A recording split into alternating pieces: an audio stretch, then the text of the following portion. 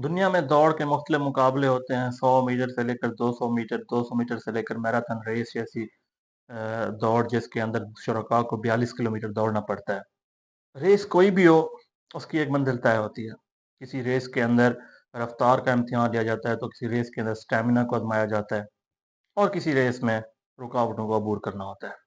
रुकावटों में कभी सामने दीवार होगी, तो कभी कीचड़ के तालाब, कभी रस्सी पर चढ़ना होगा, तो कभी खारदार तारों से गुजरना होगा।